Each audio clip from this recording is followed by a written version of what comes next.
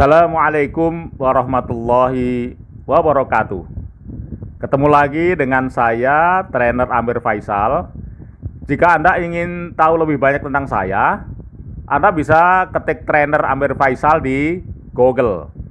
Atau kalau Anda ingin belajar di platform digital saya yang lain, Anda bisa juga ketik trainer Amir Faisal tapi di Facebook, yaitu di fanpage saya. Oke teman sekalian, hari ini kita akan bahas tentang rahasia rezeki berdasarkan Al-Quran dan riset ilmiah. Teman-teman, benarkah pada krisis ini Anda kehilangan pekerjaan? Usaha Anda bangkrut? Keuangan Anda semakin menipis? Dan bansos yang Anda terima tidak mencukupi. Saya tidak akan memberikan solusi, tetapi saya hanya ingin bercerita pengalaman dari dua orang yang sebenarnya nasibnya dibandingkan Anda, mereka jauh di bawah Anda. Tapi kedua orang itu bisa meraih kesuksesan. Jadi dua orang hamba Allah itu berhasil keluar dari tekanan kemiskinan, krisis, dan tekanan hidup dengan caranya sendiri yang unik. Sebenarnya ini mirip dengan pengalaman saya, tetapi saya tidak akan bercerita pengalaman saya pribadi supaya saya terhindar dari riya dan Anda sendiri lebih percaya. Jadi yang pertama adalah Kiswanti. Kiswanti kecil ini tidak bisa sekolah karena tidak punya biaya, anaknya orang miskin dan seterusnya. Tapi niatnya untuk bersekolah sangat besar sehingga dia hanya bisa mengintip dari jendela sekolah, bawa catatan sambil mencatat, mendengarkan keterangan guru dan seterusnya. Tetapi karena dia seorang yang cerdas, dia malah lebih pandai dibandingkan para siswa yang belajar di dalam. Hal ini terbukti ketika ulangan, Kiswanti ini sering bisikin anak-anak yang di dalam kelas. Nah, hal itu ketahuan oleh para guru. Akhirnya justru Kiswanti ini diperbolehkan untuk masuk ke dalam kelas seperti anak yang lainnya. Tetapi kemudian masalah baru muncul, yaitu dia tidak bisa menjadi anggota perpustakaan karena untuk menjadi anggota harus membayar juga. Tetapi Kiswanti ngotot dan dia berupaya keras untuk bisa jadi anggota perpustakaan, yaitu dengan cara membantu perpustakaan ketika sudah pulang sekolah. Dan akhirnya sekarang Kiswanti pun bisa juga mendapatkan buku-buku pelajaran yang dibutuhkan dari perpustakaan. Nah, ketika sudah lulus SD, dia tidak bisa melanjutkan ke SMP. Akhirnya dia melamar menjadi pembantu rumah tangga ke keluarga Eropa. Ya, dan di situ uniknya dia minta gajinya dua macam, yaitu dia minta digaji uang dan digaji dengan buku pelajaran anak-anak sekolah.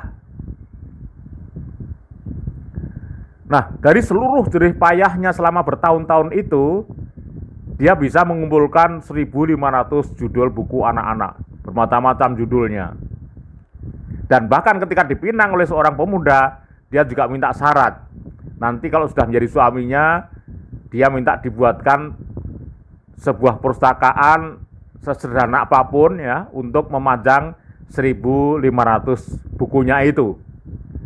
Dan di tempatnya di kampungnya itu dia kemudian memanggil anak-anak yang di kampung, juga banyak waktu itu masih banyak juga yang tidak sekolah ya.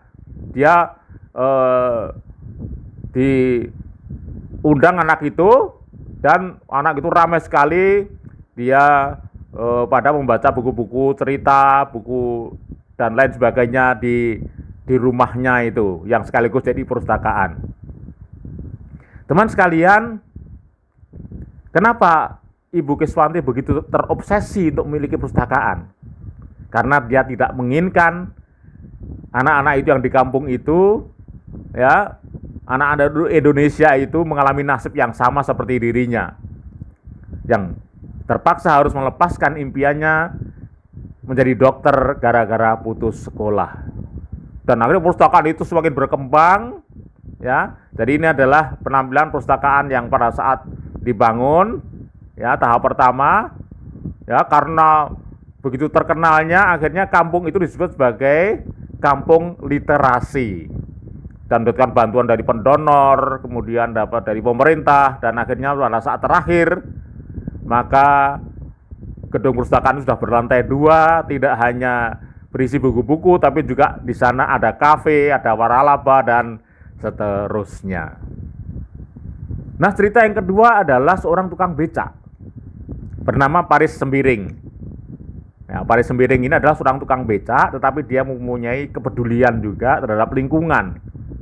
Jadi setiap kali dia istirahat, tidak sedang menarik penumpang, ya, maka dia lakukan sesuatu yang sangat bermanfaat, yaitu apa? Kebetulan di Kota Medan sedang ada penebangan pohon.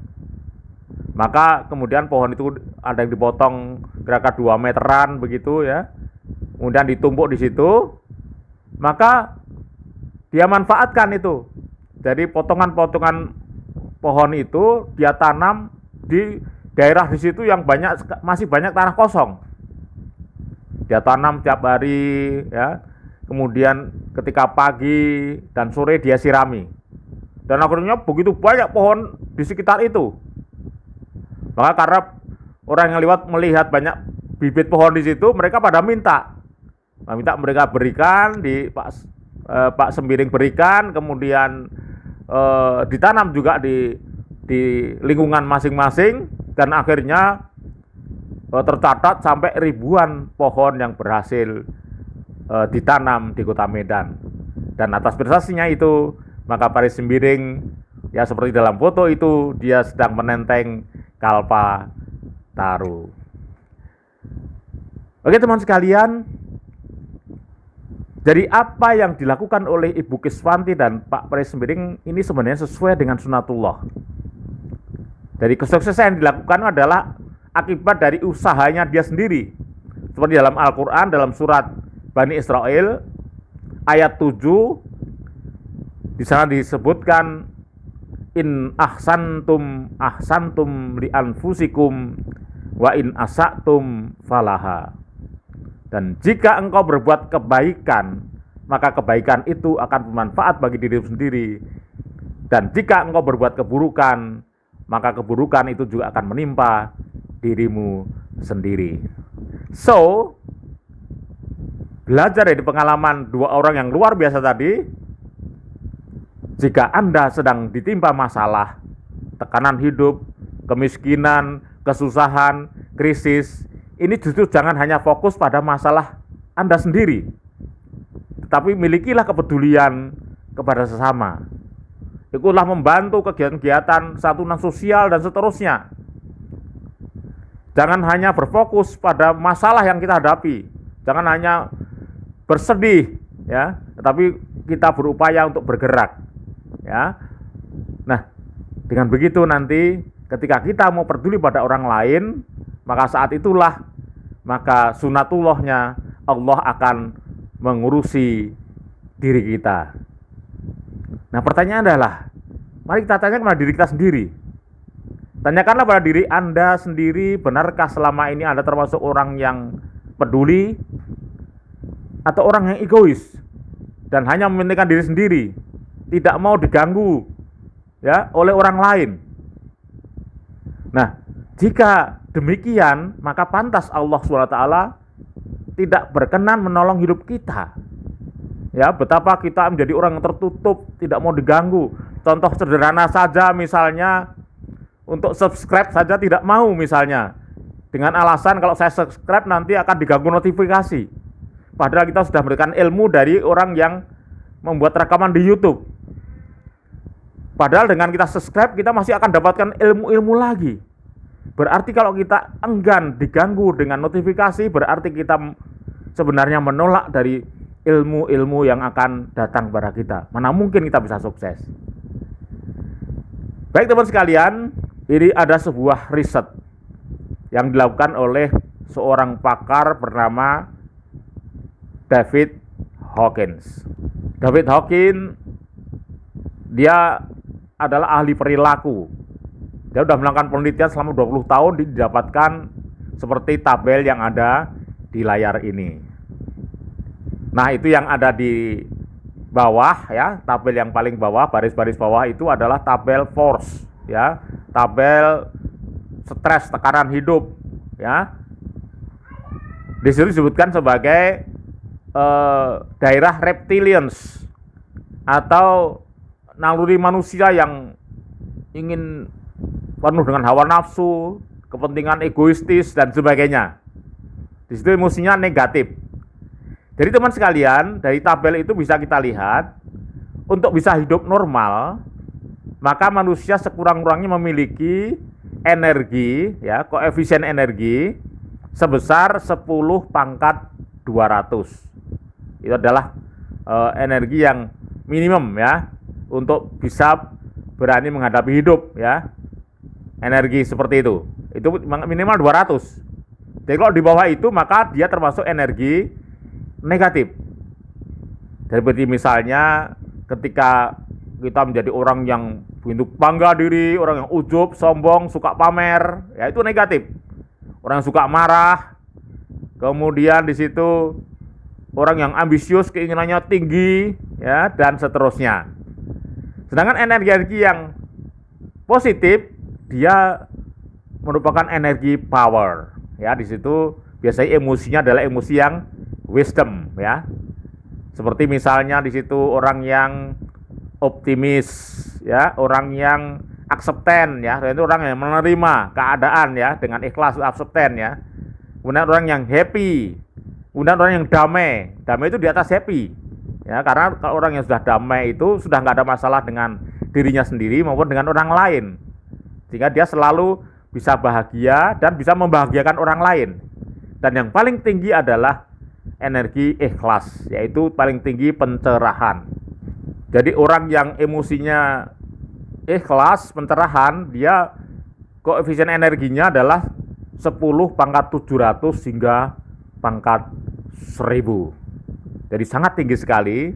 Itu seperti yang dimiliki oleh Ibu Geswanti dan Pak Paris Sembiring. Oke teman sekalian, dari pelajaran yang bisa kita ambil adalah mari kita miliki kepedulian pada orang lain, dan kepedulian itu membutuhkan keikhlasan. Dan justru pada saat kita ikhlas, peduli untuk saling tolong menolong pada orang lain, membantu orang lain, Allah sudah merencanakan untuk menolong kita. Baik teman sekalian, sampai ketemu lagi dengan platform digital saya yang lainnya. Sekian, Assalamualaikum warahmatullahi wabarakatuh.